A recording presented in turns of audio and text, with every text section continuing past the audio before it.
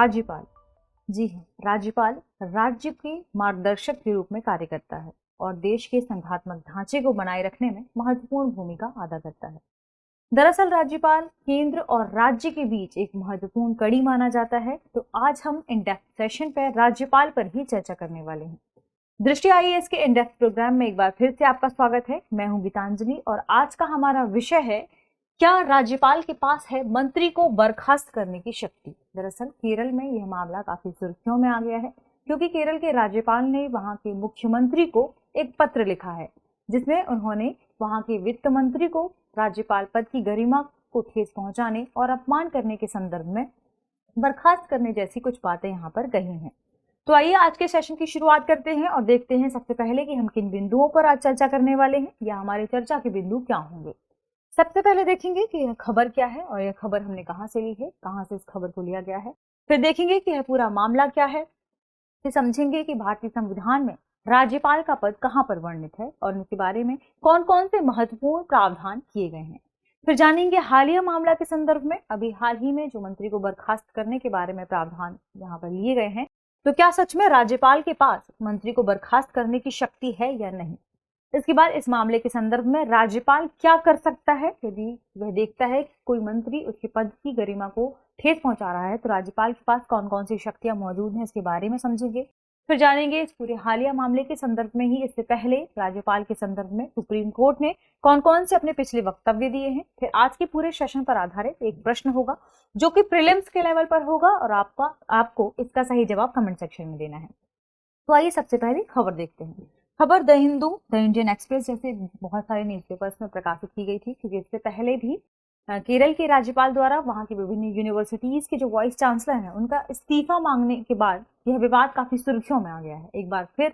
लेकिन जैसे ही यह देखा गया कि इन्होंने मुख्यमंत्री को पत्र लिख दिया है एक वित्त मंत्री के खिलाफ, तो यहाँ फिर से यह मामला सुर्खियों में आ गया है। तो इसी संदर्भ में विभिन्न न्यूज़पेपर्स में यह खबर प्रकाशित की गई है। यह खबर हमने द इंडियन एक्सप्रेस से ली है, जिसमें खबर थी, did the Kerala governor just sack the state's finance minister. दरअसल केरल राज्य के जो वित्त मंत्री हैं उनको बर्खास्त करने की शक्ति के संदर्भ में यह पूरा सेशन आज का आधारित होगा।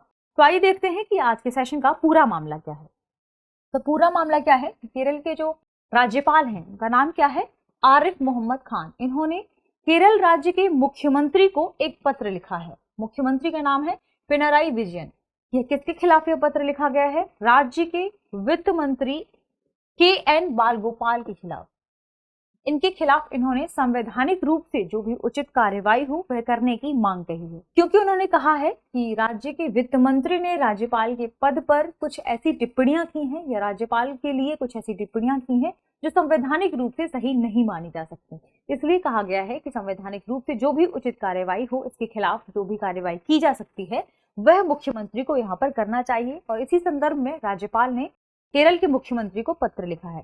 इन्होंने यह बात कहा है कि जैसे ही जो टिप्पणी उन्होंने राज्यपाल के ऊपर की है, तो वो टिप्पणी उस क्षेत्र में क्षेत्रवाद को भड़काने का काम कर रही है। यानी वह टिप्पणी पूरे देश में क्षेत्रवाद को भड़काएगी और इससे राष्ट्रीय एकता को चुनौती मिल रही है। देश के जो अक्षुण्णता है, इसकी जो अखंडता है, इसको यह प्रभावित कर रही है टिप्पणी।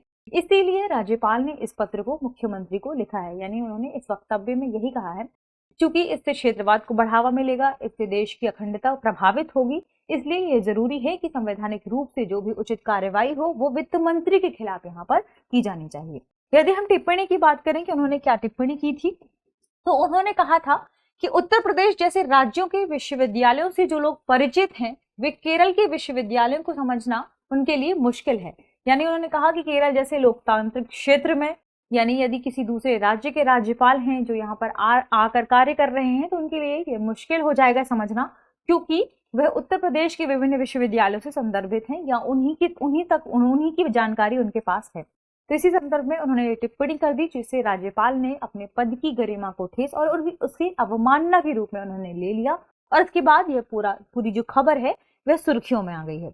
यानी उन्होंने मुख्यमंत्री को इस मामले पर गंभीरता से विचार करने के लिए कहा है और संवैधानिक रूप से जो भी कार्यवाही उचित हो वह करने की उन्होंने यहाँ पर बात कही है। तो ये हमने देखा कि पूरा मामला क्या है। अब हम जानेंगे कि दरअसल भारतीय संविधान में राज्यपाल का पद कहाँ पर वर्णित है और राज्यपाल से संदर्भित कौन कौन से अनुच्छेद हैं जो महत्वपूर्ण हैं, जिन्हें जानना हमारे लिए जरूरी है। तो आइए सबसे पहले देखते हैं राज्यपाल के पद के बारे में कि यह कहाँ पर वर्णित है। तो भारतीय संविधान का अनुच्छेद 153 कहता है कि प्रत्येक राज्य के लिए एक राज्यपाल होगा। दरअसल जैसे केंद्र में केंद्र का प्रमुख राष्ट्रपति के रूप में देखा जाता है, औपचारिक प्रमुख के रूप में हम राष्ट्रपति को जानते हैं, वैसे ही राज्य में राज्य का औपचारिक प्रमुख होता है राज्यपाल, और राज्य के सभी कार्य इसी को संदर्भित करके किए जाते हैं, यानी यह राज्य का प्रमुख होता है।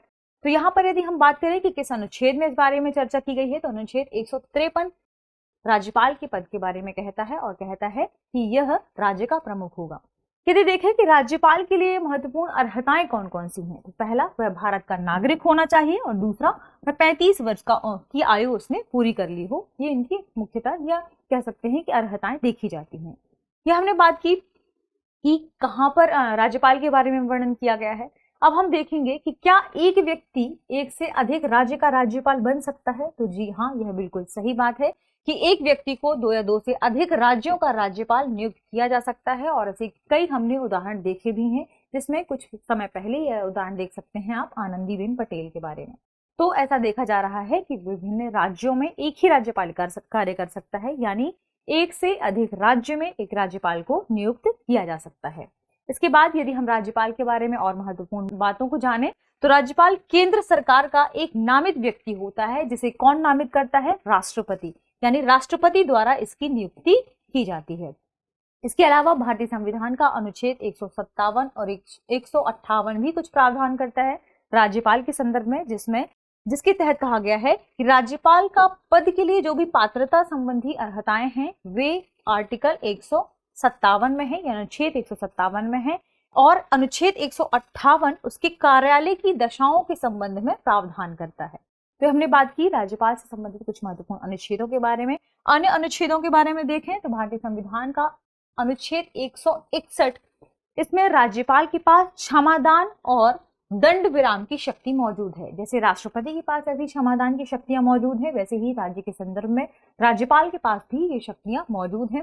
भारतीय संविधान का अनुच्छेद 164 कहता है कि राज्य के मुख्यमंत्री और अन्य मंत्रियों की नियुक्ति राज्यपाल द्वारा की जाएगी, यानी राज्यपाल ही राज्य के मुख्यमंत्री और मुख्यमंत्री की सलाह पर अन्य मंत्रियों की नियुक्ति करेगा। यह अनुच्छेद काफी महत्वपूर्ण है, इसे याद रखेगा। 164 अनुच्छेद है, जिसमें क्या कहा गया है कि राज्यपाल राज्य के मुख्यमंत्री और मुख्यमंत्री की सलाह पर ही राज्य के अन्य मंत्रियों की नियुक्ति करेगा। इसके साथ भारतीय संविधान का अनुच्छेद 164(1) क्या कहता है कि मंत्री राज्यपाल के प्रसाद पर्यंत पद धारण करेंगे। यहाँ पर महत्वपूर्ण शब्द है प्रसाद पर्यंत, इसकी इच्छानुसार, या जब तक राज्यपाल की खुशी के बारे में यह बात कही जाती है। तो यहाँ पर शब्द क्या है? प्रसाद पर्यंत पद धारण करेगा, 164(1). दरअसल लेकिन इसका मतलब हम यहाँ पर यह नहीं कह सकते कि यदि हम ये बात कही जा रही है कि मंत्री राज्यपाल के प्रसाद पर्यंत पद धारण करेंगे, इसका मतलब यह बिल्कुल नहीं है कि राज्यपाल किसी मंत्री को उसके पद से बर्खास्त कर सकता है। इसका यह मतलब यहाँ पर नहीं निकाला जा सकता। अनुच्छेद 200 कहता है कि राज्यपाल राज्य की विधानसभा द्वारा पारित विधेयक को या तो अनुमति दे सकता है, या तो अनुमति नहीं दे सकता, या राष्ट्रपति के विचार के लिए विधेयक को अपने पास सुरक्षित रख सकता है। यानी राज्यपाल के पास ये शक्तियां मौजूद हैं।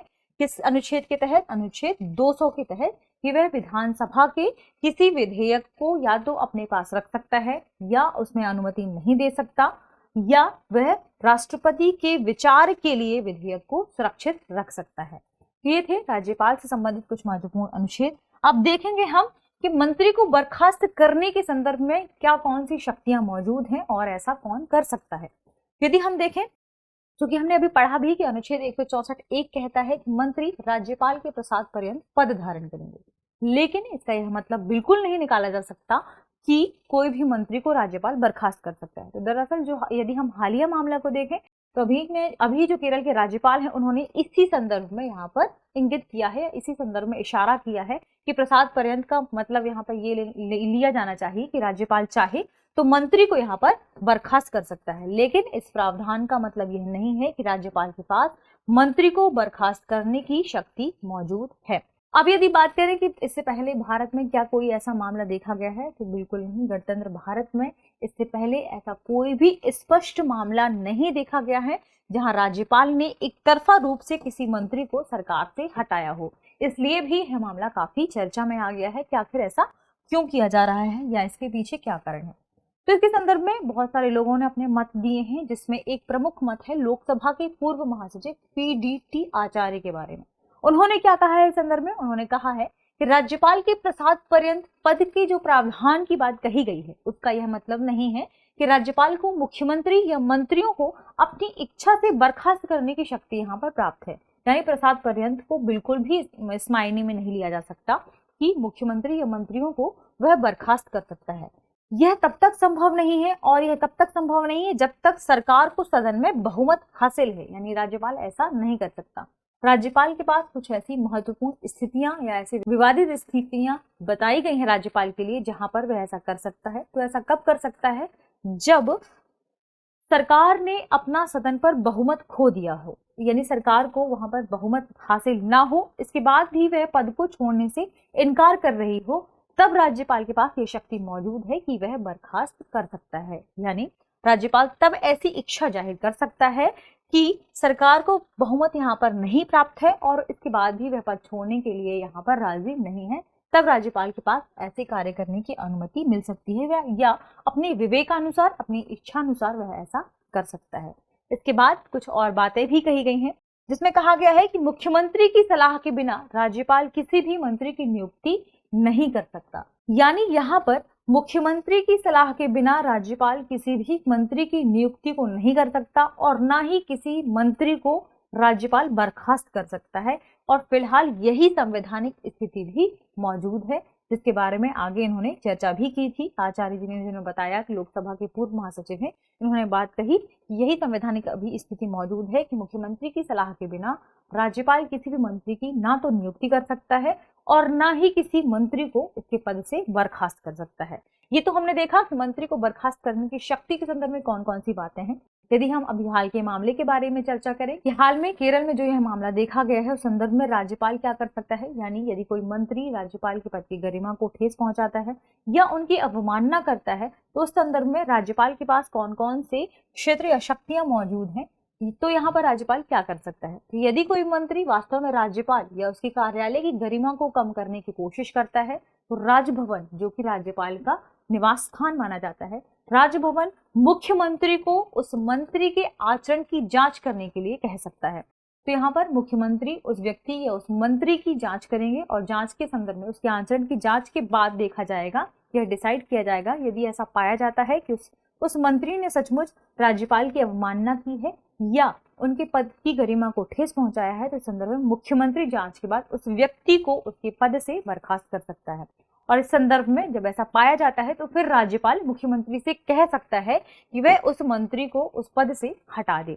लेकिन यदि हाल के मामले की बात करें तो अभी मुख्यमंत्री ने राज्यपाल के पत्र के द्वारा जो यह मांग की गई है उसे खारिज कर दिया है। मुख्यमंत्री इसके लिए बाध्य नहीं है। तो मुख्यमंत्री ने कहा है कि दरअसल राज्य के वित्त मंत्री का पूरी जो सरकार है उस पर बहुत ज्यादा भरोसा है उन मंत्री पर, और उन्होंने राज्य के वित्त मंत्रालय को संभाला है, उन्होंने बेहतर कार्य किया है। तो जाहिर तौर पर उनकी इंटेंशन ऐसी बिल्कुल भी नहीं है कि वे राज्यपाल की अवमानना करें या उनकी गरिमा को कम करने की कोशिश करें। यानी मुख्यमंत्री विजयन ने वित्त मंत्री KN बालगोपाल पर भरोसा जताया है और कहा है कि सरकार उन पर भरोसा करती है। इस संदर्भ में उन्होंने कहा है कि हम राज्यपाल की मांग को इसमें खारिज करते हैं। इसके बाद यदि बात करें राज्यपाल के बारे में, तो मुख्यमंत्री ने कहा है कि राज्यपाल को इस बात की सराहना की जानी चाहिए और आगे कोशिश की जानी चाहिए कि संदर्भ में कोई भी कार्यवाही करने की आवश्यकता ना पड़े या किसी भी प्रकार की आगे कार्यवाही ना की जाए।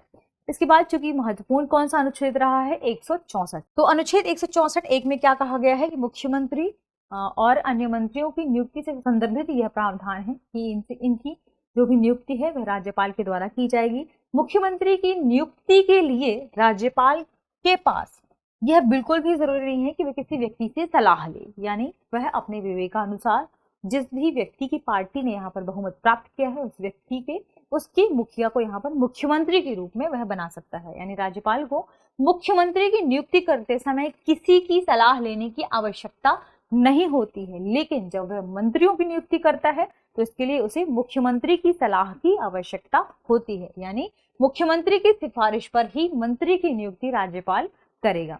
इसके बाद यह बात भी कही गई है कि राज्यपाल किसी को भी मंत्री बनाने के लिए चुनने का यहाँ पर उसके पास अधिकार नहीं है। क्यों? क्योंकि मुख्यमंत्री की सिफारिश के बाद ही वह मंत्री को यहाँ पर चुन सकता है या मंत्री वह बना सकता है। क्यों? क्योंकि मुख्यमंत्री की सलाह के लिए बहुत जरूरी होता है और यहाँ पर मुख्यमंत्री की सलाह के बाद ही राज्यपाल किसी व्यक्ति को वहां पर मंत्री के रूप में चुन सकता है या मंत्री के रूप में नियुक्त कर सकता है। इसके बाद यदि हम बात करें कि इससे पहले सुप्रीम कोर्ट ने इस संदर्भ में कौन कौन से वक्तव्य बताए हैं या ऐसे कौन से महत्वपूर्ण केस रहे हैं जिस संदर्भ में सुप्रीम कोर्ट ने राज्यपाल के कार्यों के बारे में कहा है या इसके बारे में चर्चा की है कि आर्टिकल 164 में जो बात कही गई है, 64(1) में जो बात कही गई है, उसे कैसे लिया जाना चाहिए। तो सुप्रीम कोर्ट ने अपने केस शमशेर सिंह एंड एनर बनाम पंजाब राज्य, इसमें यह केस 1974 का था, जिसमें सुप्रीम कोर्ट की 7 न्यायाधीशों की संविधान पीठ बैठी थी, जिसमें कहा गया था कि राष्ट्रपति, क्योंकि राष्ट्रपति केंद्र में प्रमुख होता है, जो कि प्रधानमंत्री की सलाह पर फिर बाकी लोगों का यहाँ पर चयन करता है या नियुक्ति करता है। तो यदि हम राज्यपाल, चूंकि हमने बात की राज्यपाल के संदर्भ में, राज्यपाल राज्य का प्रमुख होता है और मुख्यमंत्री की सलाह के बाद ही वह अन्य मंत्रियों की नियुक्ति करता है। तो यहाँ पर सुप्रीम कोर्ट ने कहा था कि राष्ट्रपति और राज्यपाल सभी जो कि कार्यपालिका के संरक्षक के तौर पर देखे जाते हैं और विभिन्न अनुच्छेदों के तहत इन्हें बहुत सारी शक्तियां यहाँ पर प्राप्त हैं, वे सभी कुछ खास प्रावधानों को छोड़कर या किसी प्रसिद्ध अपवाद स्थितियों को छोड़कर केवल अपने मंत्रियों की सलाह पर और उनके अनुसार औपचारिक संवैधानिक शक्तियों का प्रयोग करेंगे।